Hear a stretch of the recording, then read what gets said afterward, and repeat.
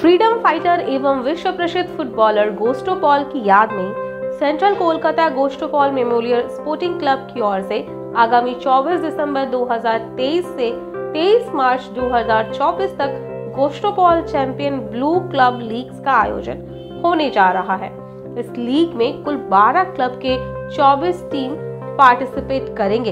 इसके बारे में ज्यादा जानकारी देते हुए बुधवार को कोलकाता स्पोर्ट्स जर्नलिस्ट क्लब में एक प्रेस वार्ता का आयोजन किया गया।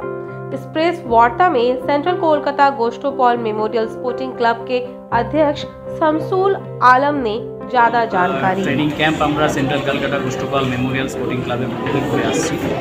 আজকে আমরা প্রেস মিটটা করলাম অত্যন্ত হৃদয় বিদারক। আপনারা আমাদের প্রেস হ্যান্ডআউটে আপনারা শুনেছেন যে বিশ্বের সমস্ত ক্রীড়াবিদরা তারা এই যে ইসরায়েলের যে হানা শিশুদের হত্যা করা হচ্ছে, যে শিশুরা ওই কিছু ছবি আপনারা এখানে দেখতে পাবেন যে একদল শিশু তারা প্লেগ্রাউন্ডে খেলছিল এবং তাদের উপরে বোমা বর্ষণ করে সমস্ত ছবি আছে আমরা এখানে রেখেছি, তাদের হত্যা করছি।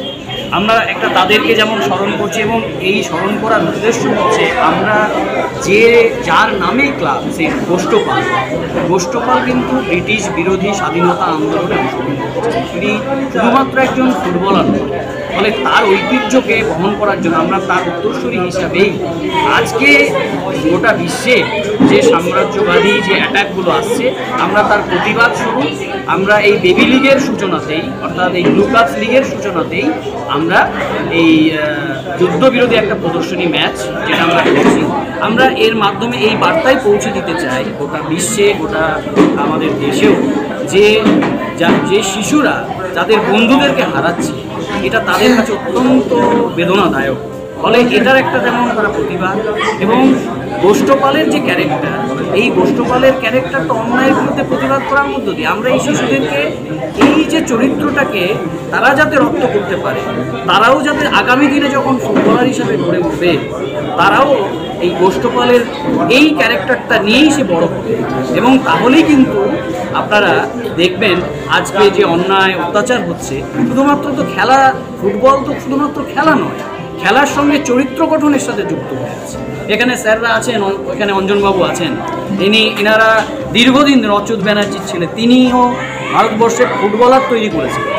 এখন দুঃখীরামের পক্ষ থেকে হচ্ছে, এখানে ইছাপুরের জিন্নাদারা আছেন, বহু ক্লাবের আছে, বরিশার আছে। ফলে এই যে একটা শিশুদেরকে তৈরি করা হচ্ছে, শিশুদেরকে তৈরি করার মধ্য দিয়ে ফুটবলরা যেমন তারা খেলছে, মোবাইলের আসক্তি থেকে তাদেরকে যেমন রক্ষা হচ্ছে, আবার ক্যারেক্টার বিল্ডিংয়ের ব্যাপারটাও থাকছে। যেহেতু আমরা গোস্টপালকে নিয়েই, গোস্টপালের নামে আমরা এটা ব্লু ক্লাবস লিগটা করছি, ফলে যে কারণেই আমরা এই বার্তাটাকে সাধারণ মানুষের মধ্যে পৌঁছে দিতে চাই যে আপনারা এইভাবেই শিশুদেরকে গড়ে তুলুন। আর 2 নম্বর হচ্ছে আমাদের এই প্রেস মিটের আরেকটি উদ্দেশ্য, সেটা হচ্ছে যে AIFF আপনার ভিশন 2047 হচ্ছে, তার মধ্য দিয়ে তারা যুবলীগ করছে। আমরা চাই যুবলীগ হোক, কিন্তু এই যে গ্রাসরুট ডেভেলপমেন্ট বলতে যা বোঝায়, গ্রাসরুটে কারা কাজ করছে, এই যে ক্লাবগুলো এসছে এই ক্লাবগুলোই কিন্তু গ্রাসরুটে কাজ করছে। এদের বিশাল একাডেমি নেই, কিন্তু এরাই গড়ে তুলছে বাচ্চাদের ফুটবলার হিসেবে। কিন্তু এদেরকে এইখান থেকে যে ধরুন আমাদের এই লিগে 380 জন খেলছে, তাহলে 380 জনের থেকে আমি ছেড়ে দিলাম 3 জন তো জাতীয় দলে খেলতে পারে, তার জন্য তো তৈরি করার জন্য যে প্রসেস, সেই প্রসেসটাতে AIFF নেওয়া উচিত। আমরা মনে করি এইটা নজর দেওয়া দরকার। আশা করব তারা আমাদের এই বার্তা যদি তাদের কানে পৌঁছয় অবশ্যই তারা এই বিষয়টিকে লক্ষ্য করবেন। এই বার্তা আমাদের বলা হতো গ্রামে পাঠিয়ে দেওয়া হবে, আজ পর্যন্ত যত আমাদের এখানে কোচ হয়েছে কাউকে গ্রামে পাঠায় না।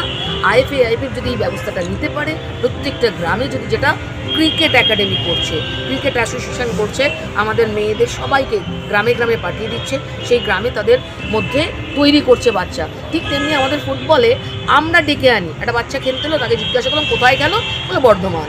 তো আমরা বর্ধমান থেকে আমি ডেকে আনবো নাকি বর্ধমানে যদি একটা আমাদের এখান থেকে কোচকে পাঠিয়ে দেওয়া হয়, তাহলে তাকে কিন্তু আরও ভালো সে তৈরি হতে পারবে এবং তাদের মধ্যে সেটাকে ঢুকিয়ে দিতে হবে। যেটা আমাদের মধ্যে এখন এসে গেছে, ফুটবলটাকে নিয়ে একটা বিজনেস চলছে টোটালি, যেটা AIFF এখনও পর্যন্ত বন্ধ করতে পারেনি, অথচ তারা অনেক কিছু করছে।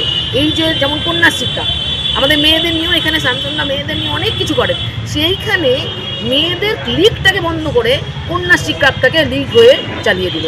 কন্যাশ্রী ক্লাবের টুর্নামেন্ট হতো, লিগ যেমন হচ্ছিল তেমন হোক, তাহলে আমাদের খেলাটা বাড়তো, যত খেলবে তত এ হবে। যেমন আমরা বাংলায় খেলতাম, আমরা চ্যাম্পিয়ন ছাড়া কিছু জানতাম না। আমরা 97 লাস্ট আমার টিম, বাংলা টিম চ্যাম্পিয়ন, তারপর থেকে চ্যাম্পিয়নশিপ নেই, এটা আমাদের কাছে লজ্জা লাগে। আমাদের মনে হয় যে এইটাকে আইএফএ কন্টিনিউ দেখুক, যে দেখে চিন্তা করুক, ভাবুক যে আমরা কোচ তৈরি করছি, কিন্তু প্লেয়ার কোথায় তৈরি করছি, সেই কোচগুলোকে সমস্ত গ্রামে গঞ্জে দিয়ে দিক, দেখবেন ডেভেলপ হবে, 100% হবে। এবং প্রত্যেক